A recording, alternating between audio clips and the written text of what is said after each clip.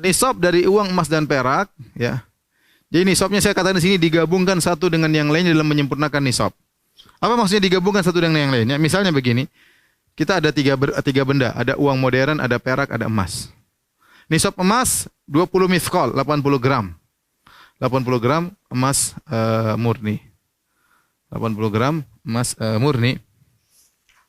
920.000 kali 85. Emas perak, emas murni. Sama dengan 78 juta. Berarti sekarang ya, kalau sekarang berarti sekitar kurang lebih 78 juta.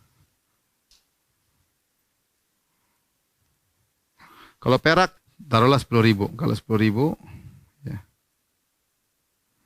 kali 595, ya cuma 6 juta.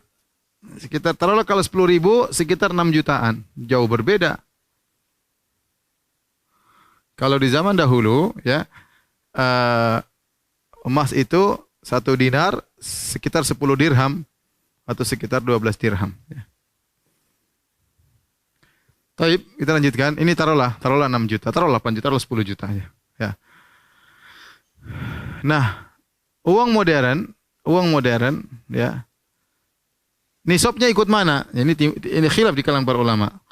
Uang modern ini nisabnya ikut mana? Apakah ikut nisab perak ataukah ikut nisab emas?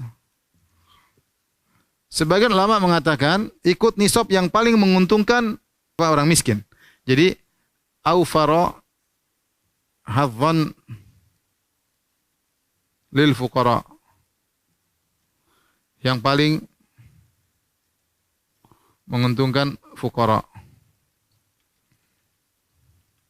Orang fakir. Yang paling menguntungkan orang fakir di sini adalah nisabnya perak. Karena kalau kita sudah punya uang 6 juta, kita sudah kena nisab.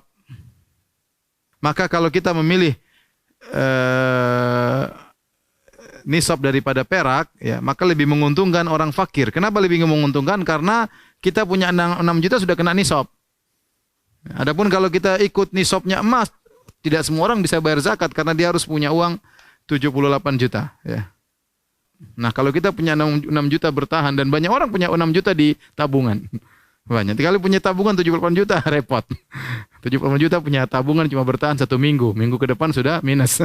Adapun 60 juta orang bisa bertahan punya tabungan 6 juta sampai tahun depan. Nah, berarti dia lebih mudah terkena kewajiban zakat.